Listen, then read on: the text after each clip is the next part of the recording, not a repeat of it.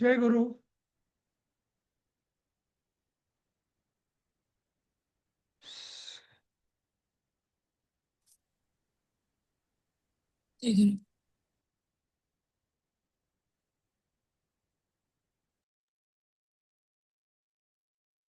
जय गुरु. ऐकू येत आहे का सगळ्यांना? हो. हा.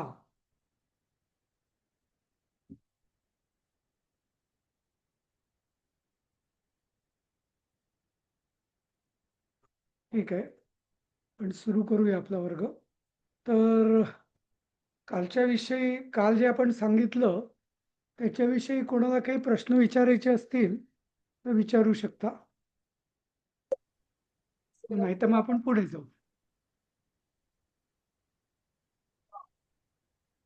काल जे शिकवलं आपण वर्गात घेतलं त्याविषयी काही शंका आहेत का कोणाला?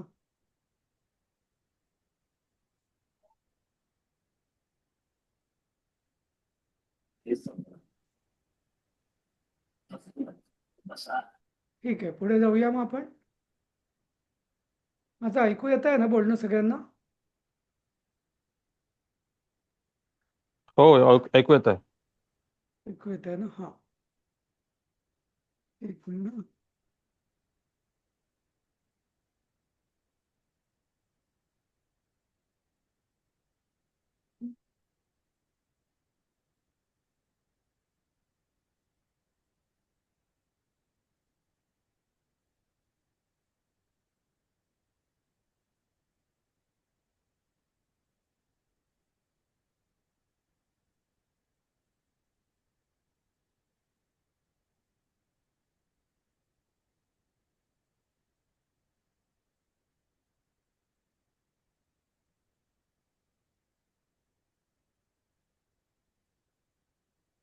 एक मिनिट जस्ट.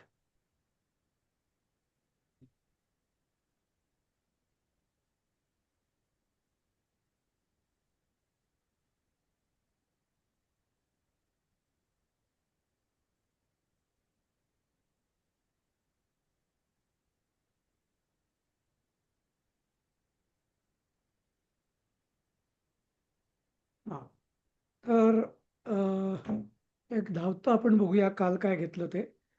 आपण अनुक्रमणिका बघितली, नंतर संस्कृत भाषा ही कशी इतर भाषांपेक्षा कशी वेगळी आहे हे आपण बघितलं. नंतर महेश्वर सूत्र की ज्याच्यापासून शिवसूत्रांची रचना, म्हणजे शिवसूत्र की ज्याच्यापासून पूर्ण आपली वर्णमाला किंवा मातृकाक्षर तयार झाली, हां, हे बघितलं आपण. आणि नंतर त्याच्यापासनं कुठले कुठले ते महेश्वर सूत्र आहेत 14, आणि त्यापासून कसे कसे वर्ण तयार झाले ते आपण बघितलं. यात मला अजून एक माहिती द्यायची आहे की, आणि ती काल मी सांगायचं राहिलं आपलं. आपल्या सनातन धर्मानुसार सृष्टीमध्ये जेव्हा प्रकट किंवा ज्याला स्थूल सृष्टी जेव्हा निर्माण झाली तेव्हा आधी शब्द किंवा ध्वनी तयार झाला. ध्वनी, शब्द, कोणी त्याला ओमकार म्हणतात वगैरे. आणि त्याच्यापासून, म्हणजे त्या शब्दापासून, म्हणजे अक्षरापासून नंतर पद. पद म्हणजे शब्द. पद म्हणजे काय? संस्कृतमध्ये अक्षरांच्या समूहाला पद म्हणतात. पद तयार झालं, ज्याला आपण शब्द म्हणतो. शब्द म्हणजे वर्ड इंग्लिशमध्ये. पण संस्कृतमध्ये शब्द म्हणजे नुसता त्याचा आवाज असं. अक्षरांच्या समूहाला संस्कृतमध्ये शास्त्रीय नाव आहे पद. आणि पदापासून आधी पद तयार झालं आणि त्याच्यापासून पदार्थ म्हणजे वस्तू तयार झाल्या. उलट नाही, म्हणजे आधी वस्तू होती आणि त्याला कोणीतरी वाटलं आणि मग त्याला हवं ते नाव दिलं, असं नाही. संस्कृतमध्ये असं म्हटलेलं आहे की आधी पद तयार झालं आणि पदानंतर त्याचा अर्थ म्हणजे पदार्थ तयार झाले. त्याला आपण पदार्थ म्हणतो ना सगळे, ते पदार्थ विज्ञान वगैरे. तर एक पद आहे, त्याचा अर्थ आहे, म्हणजे ती वस्तू आहे, आणि त्याचं विज्ञान, असं ते पदार्थ विज्ञान असं. तर त्यामुळे पूर्ण सृष्टी ही आधी ध्वनी किंवा पदांनी तयार झाली आणि त्याच्यापासून पूर्ण सृष्टीची स्थूल सृष्टीची रचना झाली आहे. इतकं आपल्यामध्ये भाषेला किंवा शब्दांना, मंत्रांना असं महत्त्व आहे. असं म्हटलं जातं की वर्ण, पद आणि मंत्र अशी रचना आहे आणि मंत्रापासून सगळं म्हणजे ध्वनी लहरीपासून सगळं हे स्थूल जगत उत्पन्न झाले असं. तर इतकं या स्वरांना किंवा अक्षरांना किंवा वर्णमालेला महत्त्व आहे. म्हणूनच त्याला मातृकाक्षर म्हणतात. मातृकाक्षर म्हणजे काय? जशी माता ही जीवाला जन्म देते, बरोबर? कुठल्याही योनीमधल्या कुठल्याही योनीमधली माता ही त्या त्या जीवाला जन्म देते. तसंच ही मातृकाक्षरं जी आहे, यांनी सगळ्या पदार्थांना जन्म दिलेला आहे. हं. म्हणून त्याला मातृका असं म्हटलंय. मातृका किंवा वर्णमाला असं. ठीक आहे. आपण पुढे जाऊया. नंतर हे वैदिक वर्णमाला आपण बघितली होती. त्यात सगळे वैदिक वर्ण, स्वर, शब्द, यादय, हं, अयोग, वाहा वगैरे हे सगळं आपण बघितलं होतं. यमचं मला सांगायचं राहिलं होतं. मला वाटतं यम म्हणजे की जिथं द्वित्व येतं जसं अग्नी. ॲक्च्युअली आपण अग्नी म्हणताना ग डबल म्हणतो अग्नी. चखन तू तो ख डबल येतो. लग्न तो असं लग्न असं हलक्या अक्षरात नाही म्हणत आपण. लग्न म्हणजे ॲक्च्युअली तो म्हणताना आपण डबल अर्ध्या वेळात डबल ग म्हणतो. म्हणून त्याला लग्न, विघ्न. तर जे डबल जे येतं ना त्याला म्हटलं लग्न. जातं यम. तर हे 4 प्रकारचे आहेत. म्हणजे प्रत्येक क, ख, ग, लग्न. ख याच्यानंतर जो येतो तो च, छ, ज, झ, य, प, फ, ब, भ, त, ठ, ड, ढ, त, थ, द.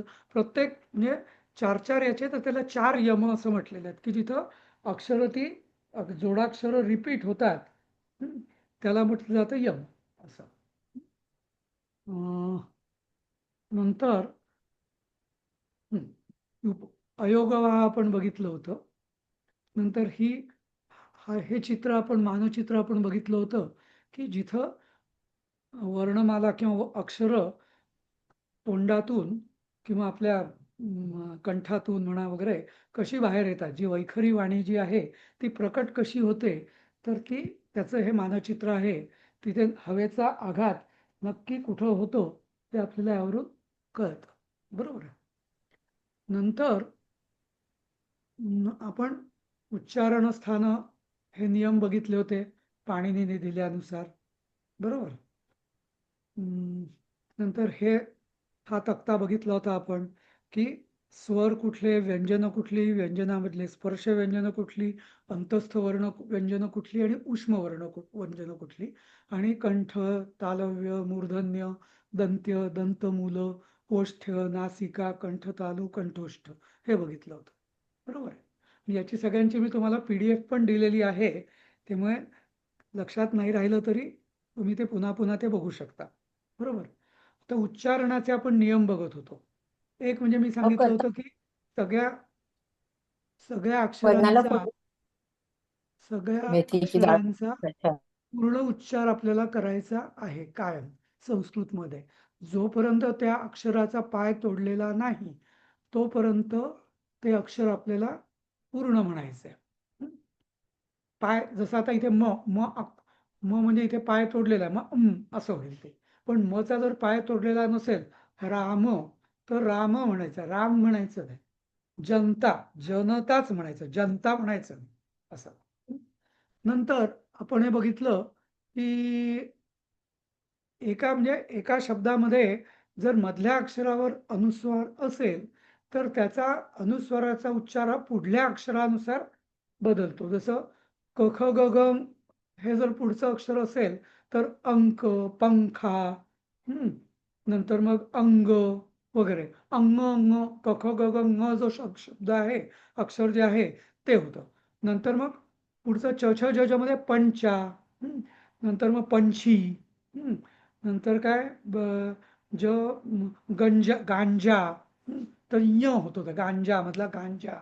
झ हं झचं मला आठवत नाही एकदम. पण असे म्हणजे च छ ज झ हे जर पुढचं अक्षर असेल तर त्या अनुस्वाराचा आधीच्या अनुस्वाराचा उच्चार नेहमी य होणार. नंतर तथ दध हे पुढे असेल तर दंत. नंतर काय बंदूक, बंदूक द समोर येतं नाही का. नंतर मग ध अंध, अंध अवर जो अनुस्वार असतो त्याचा उच्चार नेहमी न होतो. हां, नंतर मग म्हणजे असं. नंतर मग टठ डढ न जर असेल तर कंठ नाही का, कंठा. अजून काय असेल, त त पॅन्ट, पॅन्ट म्हणतो ना आपण तसं जर पॅन्ट अनुस्वार जरी दिला तरी त्याचा उच्चार न, कारण तो नैसर्गिक आहे. तुम्ही पॅन्ट नाही म्हणू शकत, तो नच यायला पाहिजे नाही का. पंपा, पफ बब असेल तर पंपा. चंपा, चंपा, चांप, असं.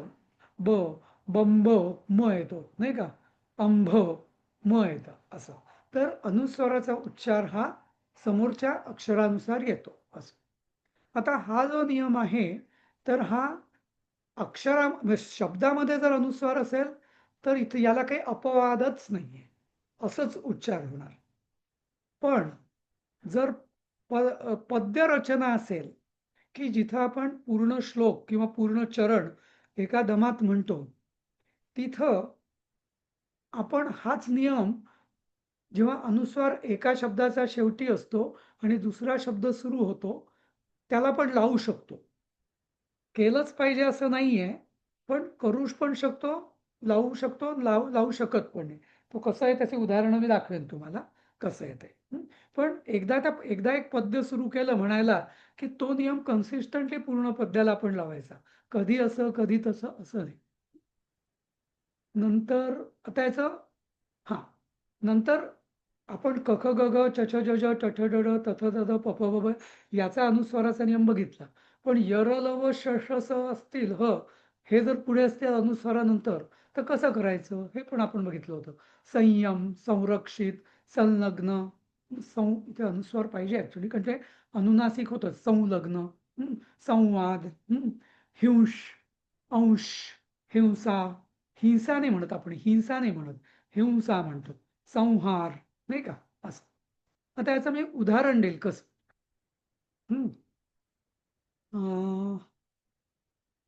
ऍक्च्युली हा, आता जोडाक्षरांचा जो उच्चार आहे ना, हे एक अजून म्हणजे हे कुठे शिकवल्या जात नाही. आणि दुर्दैवाने आपल्या भाषा जेव्हा शिकवली जाते पहिलीपासून, पण हे नियम कोणीच शिकवत नाहीत की उच्चार कसा करायचा. तर जोडाक्षरांच्या उच्चाराचे पण एक नियम आहे की जेव्हा अक्षर जोडाक्षर असतं ना, तेव्हा आधीचा वर्ण, आधीचं जे पूर्ण अक्षर असतं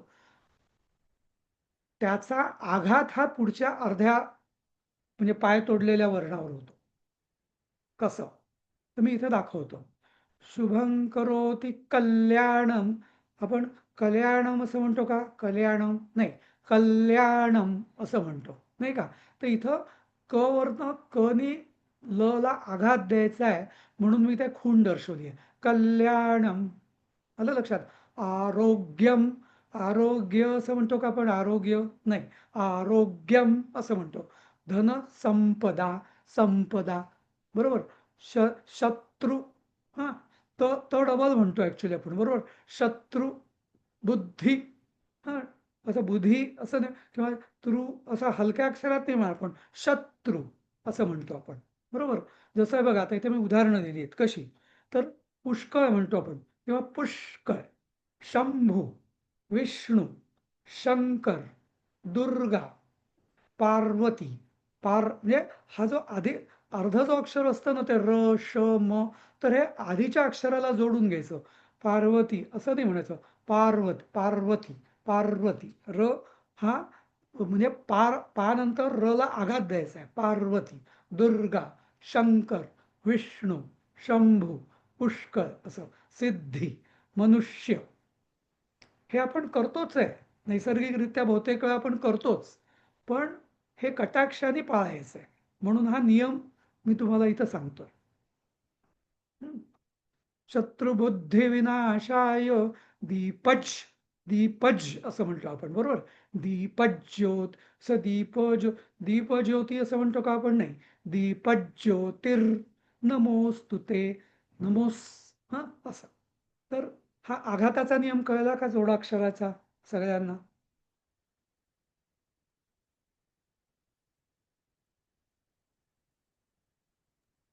हो हो. कळतंय? हा कळतंय ना मी काय सांगतोय ते? हा हो सर. हा. आणि हे फार म्हणजे साधे नियम आहेत हे, पण कुठेच हे लिखित स्वरूपात मिळत नाहीत. म्हणून मी इथं त्याचं संकलन केलं आणि सगळं आपल्याला, कारण आपला मुख्य संस्कृत भाषा ही ध्वनीवर आधारित आहे, त्यामुळे उच्चार हे परफेक्टच पाहिजे, त्याच्यात काही कॉम्प्रोमाइज व्हायला नको. आणि म्हणून मी हे सगळं नियम, जे उच्चारणाचे नियम आहे, तर ते आधी संकलित करून त्याचं आधी मी म्हणजे ते शिकवतो आधी, मग नंतर पुढे अभ्यासाला, भाषेच्या अभ्यासाला सुरुवात करतो. जसं लहान मूल, बरोबर, व्याकरण वगैरे नंतर, आधी त्याला उच्चार शिकवतो आपण, नाही का, तसं. ठीक आहे. आता हं, आता हे पद्य रचनेमध्ये कसं होतं, अनुस्वार आणि जोडाक्षरांचं तर तुम्हाला कळलंय की नेहमी आधीच्या अक्षराने त्या अर्ध्या अक्षराला आघात द्यायचा हे कळलंय. पण जो अनुस्वाराचा जो नियम आहे ना, तो कसा, तर मी इथं दाखवतो. आपल्या सगळ्यांना श्लोक माहिती आहे हा. मनोजवं मारुततुल्य वेगम जितेंद्रियं बुद्धिमतां वरिष्ठं वातात्मजं वानरयूथ मुख्यं श्रीरामदूतं शरणं प्रपद्ये, हा मूळ श्लोक आहे. इथं तुम्ही बघा की सगळे अनुस्वार जे आहेत ते शब्दांच्या शेवटी आहेत, मध्ये कुठलाच अनुस्वार नाही आहे, बरोबर. तर इथं आपल्याला हे उच्चार करण्यासाठी दोन पर्याय आहेत आणि दोन्ही मार्ग हे बरोबरच आहेत. कसं, तर एक आपण असं म्हणू शकतो, मनोजवं मारुततुल्य वेगम जितेंद्रियं बुद्धिमतां वरिष्ठं वातात्मजं वानरयूथ मुख्यं श्रीरामदूतं शरणं प्रपद्ये. तर इथं सगळ्या अनुस्वाराचं रूपांतर आपण म मध्ये केलेलं आहे उच्चार करताना. का केलं? कारण तो अनुस्वार शब्दाच्या शेवटी आहे म्हणून. कळलं? आता हाच श्लोक दुसऱ्या पद्धतीने पण म्हटला जातो. कसा? मनोजवं मारुततुल्य वेगं जितेंद्रियं बुद्धिमतां वरिष्ठं मतां वरिष्ठं वातात्मजं वानरयूथ मुख्यं श्रीराम दूतं शरणं प्रपद्ये. तर इथे बघा, इथे म नाही आलेला. जसं मारुततुल्य वेगम, इथे वेगम होतं ना, इथं समोर ज घेतल्यामुळे वेगंजित, मारुततुल्य वेगंजितेंद्रियम, पुढे बळ म्हणून म आला. बुद्धिमतां वरिष्ठम, ताव, बुद्धिमतां नाही, ताव वरिष्ठम, वा, आता पुढे वाय, वातात्मजं वानरयूथ मुख्यं, परत श असल्यामुळे उ असं आलं, मुख्यं श्रीरामदूतं शरणं प्रपद्ये. दोन्ही पद्धती बरोबर आहेत. हं. चूक कशी नाहीये. काही पद्धतींमध्ये असं म्हटलं जातं, काही पद्धतींमध्ये असं म्हटलं जातं.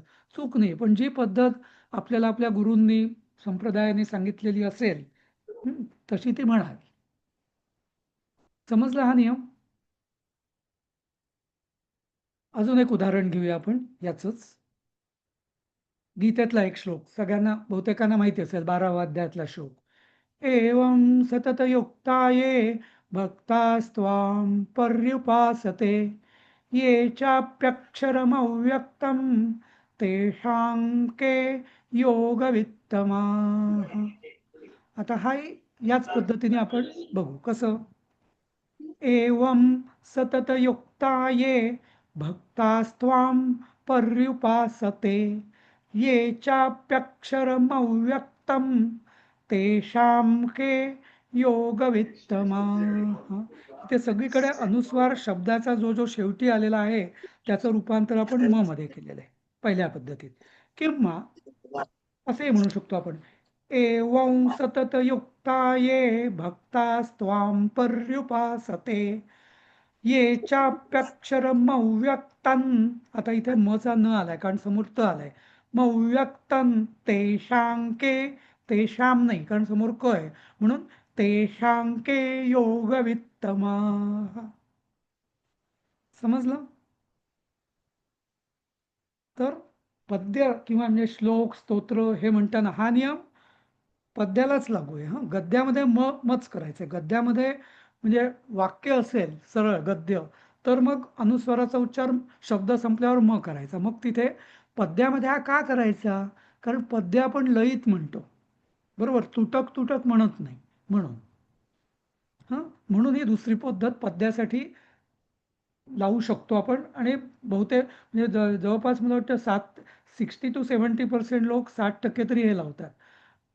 पण उत्तरेकडे विशेषतः पहिल्या पद्धतीने म्हटलं जातं. असं म्हणून मी तुम्हाला दोन्ही पद्धती सांगतोय, आणि कुठली बरोबर की चूक हे मी सांगणार नाही, कारण पद्धती दोन्ही आहेत, दोन्ही प्रचलित आहेत असं. जसं गीता परिवार जे आहेत, जे त्या गीता शिकवतात, त्यांच्यामध्ये दुसरी पद्धत वापरली जाते. पण त्यांच्यात एक थोडासा त्यांचा म्हणजे मी कन्फ्युजनच म्हणेल आहे, की ते समोर जर श वगैरे असेल तर मग मात्र ते औ असं करत नाही, ते अनुस्वारचा मच करतात असं आहे. पण बहुतेक इतर याच्या दृष्टीने ते दुसरी पद्धत वापरतात. पण उत्तरेकडे मी म्हटलं तसं वरची पद्धत वापरतात, काशी वगैरेला. आता रामरक्षेतलंच आपण उदाहरण घेऊया. आपदामपहर्तारं दातारं सर्वसंपदां लोकाभिरामं श्रीरामं भूयो भूयो नमाम्यहम्. सगळीकडे मी म म्हटलेला आहे. पण आणि इथं तुम्ही बघा, मधल्या अनुस्वार जो होता ना, संपदा मधला अनुस्वार तो मी मच केलेला आहे इथे, कारण समोर प आलेला आहे. नमामी, नमा इथं अनुस्वार नव्हताच तो, पण संपदामधला अनुस्वाराचा आधीच म केलेला होता आपण. पण आता हा श्लोक आपण दुसऱ्या पद्धतीत कसा म्हणू शकतो? आपदामपहर्तारं दातारं सर्वसंपदां लोकाभिरामं श्रीरामं भूयो भूयो नमाम्यहम्. ही मुद्दा मी 3 उदाहरणं घेतली, 3-4, कारण तुम्हाला हे डोक्यात पक्क बसलं पाहिजे नक्की आपल्याला काय अपेक्षित आहे ते. तसंच लोकाभिरामं रणरंगधीरं राजीवनेत्रं रघुवंशनाथं कारुण्यरूपं करुणाकरंतं श्रीरामचंद्रं शरणं प्रपद्ये. तर इथे सगळ्या अनुस्वाराचं मी म केलेलं आहे. फक्त जिथं जे अनुस्वार शब्दाच्या मध्ये होते त्याला मात्र तो दुसरा नियम लावलेला आहे. म्हणजे कारण त्याला ते अपवाद नाही आहे, रंग असंच म्हणायला पाहिजे, रघुवंश असंच म्हणायला पाहिजे. हां, पण करंतम, करंतम मधलं रंतम इथे नच व्हायला पाहिजे. हां, चंद्रम, श्रीरामचंद्रम, इथे चंद्र नाही होणार कधी, चंद्रमच होईल असं. पण हेच आपण असंही म्हणू शकतो, लोकाभिरामौ रणरंगधीरौ राजीवनेत्रौ रघुवंशनाथं कारुण्यरूपं करुणाकरंतं श्रीरामचंद्रं शरणं प्रपद्ये. समजलं? आणि फार कठीण नाहीये हे. फक्त एकदा डोक्यात आपल्याला कुठल्या पद्धतीने म्हणायचं आहे हे निश्चिती झाली की त्या पद्धतीने म्हणायचं. समजलं? हा, आता एक शेवटचा याच्यात उच्चार. बीजमंत्र बरेचसे आपल्यातले धार्मिक असतील, काही जपजाप वगैरे करत असतील, तर त्या जपामध्ये विशेष काही बीजमंत्र असतात, तर त्याच्यामध्ये अनुस्वार असतो. जसं ह्रीम, श्रीम, क्लीम, ऐम वगैरे वगैरे. त्यामध्ये बीजाक्षर ही एक एक ते पूर्ण शब्द असतो, त्यामुळे त्याच्यात तो जोडाक्षराचा नियम लागत नाही. कारण त्याच्यातनं ज्या ध्वनी लहरी निर्माण होतात त्या ह र इ श र इ याच पद्धतीने त्या निर्माण असतात. ते मचं य करायचं नाही किंवा मचं न करायचं नाही पुढे कुठलंही अक्षर असलं तरी. त्यामुळे नेहमी रीम हा हरीम असाच उच्चार आहे. इथे रीम मध्ये ह आधी आहे, हरीम. आणि बऱ्याचदा एक जाता जाता एक सांगतो की जे बीजमंत्र असतात त्यात तुम्ही बघाल की जास्तीत जास्त उपयोग बीजमंत्रांमध्ये हा अंतस्थ आणि उष्म वर्णांचा केलेला असतो, कारण त्याची पोटन्सी किंवा त्याच्यात ऊर्जा खूप जास्त असते. म्हणून बीजमंत्रात मध्ये बाकीचे पण वर्ण असतात, पण जास्त करून उष्म आणि अंतस्थ वर्ण असतात, जास्त करून उष्मच, आणि ते पण ह श वगैरे. आता चालू थँक्यू. हं? काय झालं अं, हा आता मास्टर अजून एक उच्चाराचं राहिलं सांगायचं. ते झाल्यावर मग आपण प्रश्नोत्तर घेऊया. आता बऱ्याच जण प्रश्न असतो, म्हणजे लोकांना असं वाटतं ऋषी, तर र ला उकार का नाही दिला ऋषीला? ते असं विचित्र का लिहिलं जातं ऋषी हे? किंवा कृष्ण आणि क्रूर, याच्यात क्रूर आणि कृष्णमध्ये काय फरक आहे? तर कृष्णाला आपण क ला असं खाली अर्धचंद्र खाली काढतो असं, आणि क्रूर म्हणताना म्हटलं आपण क ला रू करतो, र क र उ असं करतो क्रूर. यात काय फरक आहे? तर त्याचं उत्तर असं की कृष्णमध्ये ऋकार आहे, ऋषींचा रू आहे. तर र म्हणजे काय ऍक्च्युली? र हा स्वर आहे. जसं आपण र म्हणतो ना र, तसं र म्हटलं की पहिला रू, र म्हटलं की दुसरा रू. त्यामुळे हा स्वर आहे, हा व्यंजन नाहीये. आणि मी काल तुम्हाला सांगितलं होतं की हा जो र आहे हा मूर्धन्य आहे, आणि र हा दुसरा र जो आहे तो दंत तालव, म्हणजे मला वाटतं तालव्य आहे. त्यामुळे र आणि र हे दोन फरक आहे. तसंच हा जो क्लुप्ती जो असतो ना, तो असा शब्द येतो. वेदांमध्ये असं लांब पण येतं.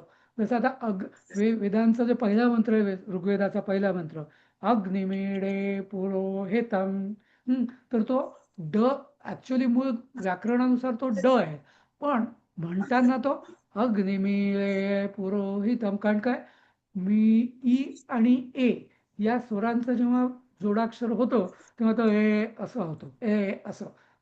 पण नाहीतर संस्कृतमध्ये गुळ ज्याला आपण म्हणतो तसं हे वर्ण संस्कृतमध्ये तसं नाहीये. पण जेव्हा ई आणि ए हे जेव्हा एकत्र येतात तेव्हा तो ए असा तयार होतो. नंतर दुसरं मी तुम्हाला सांगितलं होतं की ज्ञ जो उच्चार आहे तो DNY नाहीये, GNY पण नाहीये, ग पण नाहीये, ज्ञ पण नाहीये.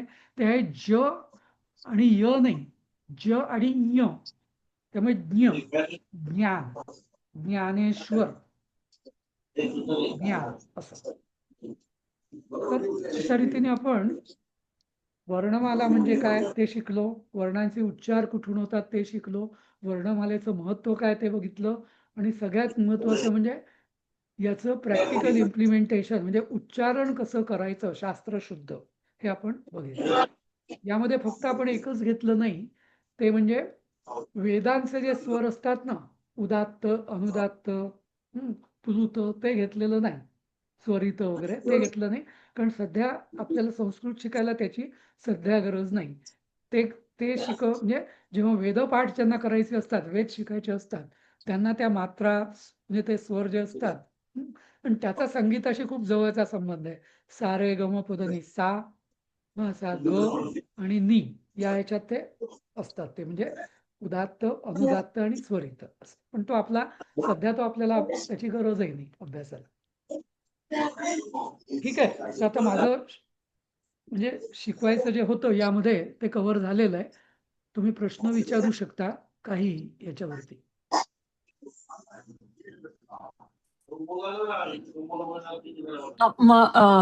महामृत्युंजय मंत्र त्याच्यामध्ये काय निलिमा त्रयंबकन मोठ्याने बोल, ऐकून येते जरा मला. महामृत्युंजय मंत्राचं ते त्रयंबकन नसतं की मग त्रयंबकम म्हणतात त्याला. नाही, त्रयम नाही, त्र्यंबकम. य ही सगळी त अर्धा, रडला अर्धा आणि य पूर्ण. त्र्यंबकम, त्र्यंबक. कोणी त्र्यंबकम म्हणतात, त्र्यंबकम नाही. हा, ते तला र आहे, रला आहे, त्र्यंबकम असा. मग ते त्र्यंबकम येतं की लाईक मध्ये त्रिय नाही म्हणायचं, त्र्यंबकम, त्र्यंबकम असं. आणि मग ते शेवटचं तिथे म चा उच्चार येतो की अंत, लाईक न म्हणतात. तो म येतो, कारण का समोर ब आहे. प फ ब भ याच्या आधी जर अनुस्वार असेल तर त्याचा उच्चार, अनुस्वाराचा उच्चार म होतो, म्हणून त्र्यंबकम असं. ओके. आता हे सगळे नियम का उत्पन्न झाले सांगतो. कारण संस्कृतमधलं पहिलं वाङ्मय काय? वेद. बरोबर. वेद हे सगळे जे आहेत ना, हे छंदामध्ये आहेत. गायत्री छंद, त्रिष्टुप छंद, जगती छंद, अनुष्टुप छंद, बृहती छंद. आणि शक्यतो असं असतं की वेदांमधलं पूर्ण एक जी ऋचा आहे ती पूर्ण एका दमात, एका श्वासात म्हणायची असते. कमीत कमी त्याची पदं तरी एका श्वासात म्हणायची असतात. त्यामुळे तुम्ही एका श्वासात म्हणताना मध्ये शब्द ब्रेक नाही करू शकत. म्हणून ते म्हणजे अनुस्वाराचा उच्चार हा सहज झाला पाहिजे. म्हणून ते नियम झालेले आहेत सगळे जोडाक्षरांचे, अनुस्वारांचे वगैरे असं. हा, ठीक आहे. अजून कोणाला विचारायचं आहे शंका काही?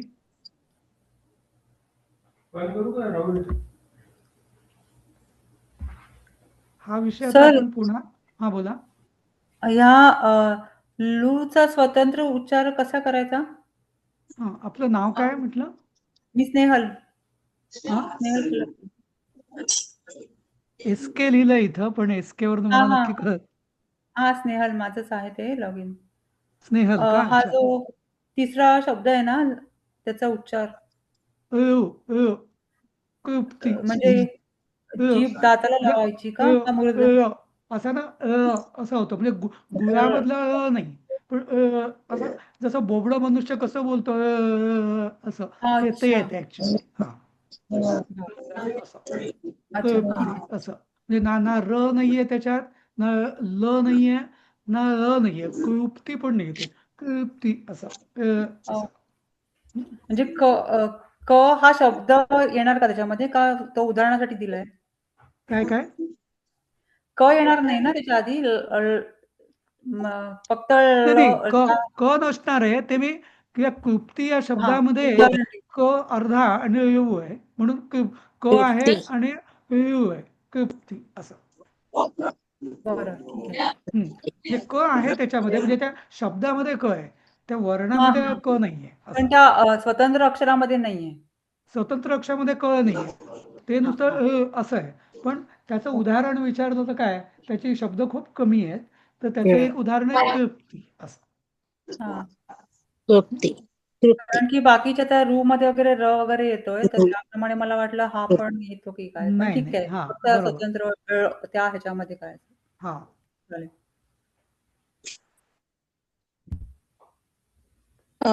सर हॅलो हा, बोला. सर कृपया ना कुणाला माईक बंद ठेवायला सांगा. त्याचा खूप डिस्टर्बन्स येतोय. कुणाचा तरी माईक ऑन आहे. ओके, सगळ्यांनी म्यूट करा. हा, ठीक आहे. बोला आता तुम्ही. कल्पना ताई, नाही, मला तुम्हाला काही हेच विचारायचं सांगायचं आहे? होतं. हा, हेच सांगायचं होतं मला की त्या माईकमुळे खूप डिस्टर्बन्स येतोय. हेच ओके ओके. सांगायचं होतं. हा, नाही, एक हा. पुढे पण एक नियम लक्षात ठेवायचा. आता वर्ग उद्यापासून आपले पाठ सुरू होणार आहेत आणि आपल्यातर्फे दिलीपजी वर्ग घेतील आपला. आणि ते सगळं करताना एक पथ्य नेहमी ठेवायचं की विचारायचं असेल तेव्हा आपण माईक अनम्यूट करू शकतो, पण नाहीतर माईक आपला म्हणजे म्यूट ठेवा. हां, मायक्रोफोन किंवा माईक जो आहे तो आपला म्यूट ठेवायचा. त्याने कोणाला इको वगैरे येत नाही. हे ऑनलाईन क्लासेसमध्ये हे एक पथ्य आपल्याला पाळावं लागतं. ठीक आहे. बरं, एक जस्ट विचारतो की आता अजून एक 5-7 मिनटं आहेत आपल्याकडे.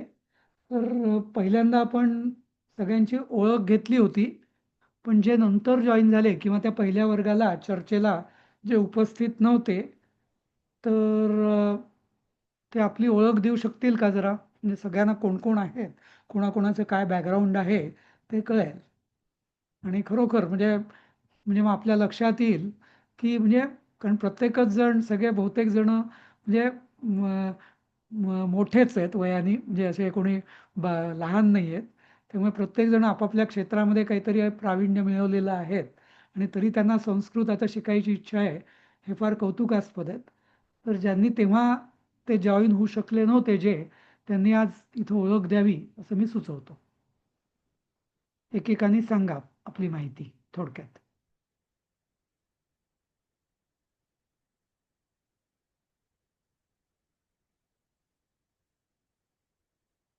कुणीच नाही, सगळे आलेलेच होते का त्या दिवशी? मी नव्हते सर. हा कल्पना उबाळे. हा, मग सांगा ना, बोला तुमचं. हा, तुमचं नाव द्या. नमस्कार, माझं नाव कल्पना उबाळे. मी मीरा रोड, मुंबई येथे असते. माझं MA BEd झालेलं आहे. मी 15-16 वर्ष शिक्षक म्हणून काम केलेलं आहे. पण आता मी या शिक्षकी पेशातून थोडंसं थांबलेली आहे, थोडीशी ब्रेक घेतलाय. मी सरसिद्धा फाउंडेशन या NGO वर कल्चरल हेड म्हणून काम करते. प्लस मी अक्षर मानव या संस्थेशी पण संलग्न आहे, त्यांचं पण मी काम करते. संस्कृत आणि मी अभिवाचन आणि सूत्रसंचालन या क्षेत्रामध्ये काम करते. त्यामुळे मला बेसिकली माझे उच्चार सुधारण्यासाठी संस्कृत शिकायचंय. संस्कृत मला 8वी-9वी ला होतं, 8वी-9वी-10वी ला. पण तरी अजून संस्कृत मध्ये मला शिकण्याची इच्छा आहे, म्हणून मी हा क्लास जॉईन केलेला आहे. धन्यवाद. छान. अजून कोण? सर नमस्कार. सर मी बोलू? पद्मजा हा, बोला. पोळ बोलतीये. हो. मी छत्रपती संभाजीनगरला आहे. तुमच्या या पहिल्या मीटिंगला मी नव्हते हजर आणि मी बँकेतनं रिटायर झालेले आहे. 8वी 9वी 10वी आता या उबाळेताई म्हणल्या तसं मी पण 8वी 9वी 10वी संस्कृत शिकलेली आहे. पण मला संस्कृत संभाषणामध्ये खूप जास्त इंटरेस्ट आहे. संस्कृत संभाषण करता यावं अशी इच्छा आहे आणि त्याच्यासाठी बेसिक माहिती असणं आपल्याला आवश्यक आहे. आणि जे शिकलेलो आहे ते आता बरंच काळाच्या पडद्याआड गेले, म्हणजे आमच्या विस्मृतीत गेलेलं आहे. तर त्याची उजळणी व्हावी हा पण एक उद्देश आहे. म्हणून मी हा क्लास जॉईन केलेला आहे. आमच्या बरोबरच्या माझ्या सुधा मॅडम ज्या आहेत त्यांनी मला हा क्लास रेकमेंड केला की तुम्ही इथं जर का क्लास तुम्ही हे केलात तर तुम्हाला बराच फायदा होईल म्हणून.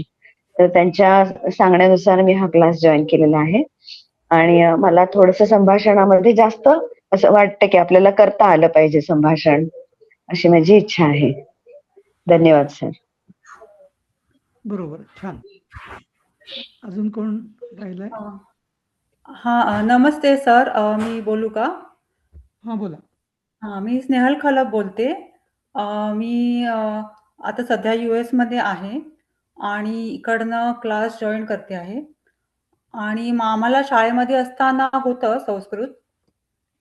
म्हणजे संस्कृत सुभाषितं वगैरे किंवा ते शब्द आहेत आपले देव, माला, वन सारखे, त्याची आम्हाला तोंड ओळख झाली होती तेव्हा. आणि त्याच्यानंतर बरीच वर्ष संस्कृत म्हणजे तसं आपण म्हणजे रोजची स्तोत्र म्हणतो, प्रार्थना करतो, तेवढाच संपर्क राहिला. पण ते प्रार्थना जे आपण म्हणतो त्याचे अर्थात भाषांतर असतं. पण स्वतंत्र शब्दांचा अर्थ समजून जर आपण ते म्हटलं तर ते जास्त प्रभावी ठरेल असं वाटलं, म्हणून ह्या क्लास मी जॉईन करते. छान. हा, अजून कोणी मी राहिलं आहे? अरुणा नेवासकर. हा. मी गीताव्रती आहे आणि मी बँकेतून रिटायर्ड झाली. पण खूप इच्छा आहे संस्कृत शिकण्याची, त्यामुळे शोभा बडगुजरनी मला सांगितला तुमचा क्लास जॉईन करायला, म्हणून मी सुरू केला. छान वाटला पहिला क्लास. हो, छान. धन्यवाद. ठीक आहे. मग आता उद्यापासून आपले संस्कृत हळूहळू एक एक पाऊल टाकत आपण, आणि बऱ्याच जणांचं जसं मला माहिती आहे की 8वी 9वी 10वी ते शिकलेले आहेत वगैरे, पण काय म्हणजे थोडंसं मागे पण पडलेलं आहे ते. तर त्याची पहिले काही दिवस तुम्हाला असं वाटतं की हे आपण माहितीच आहे आपल्याला आणि ती थोडीशी उजळणी होईल, पण लवकरच आपण गाडी वेग पकडेल आपली. तर ठीक आहे. आता सर, पुढे आपण सगळ्यांनी काय? गुगल बोला. मीट वर घेतलं तर जमणार नाही का? काय? गुगल मीट वर. नाही, झूम मध्ये ना रेकॉर्ड करता येतं म्हणून आम्ही झूम घेतलेलं आहे. त्यानं गुगल मीटला अशी वेळेची मर्यादा नसते ना, मी म्हणतो. गुगल मीट मध्ये रेकॉर्डिंग होत नाही म्हणून.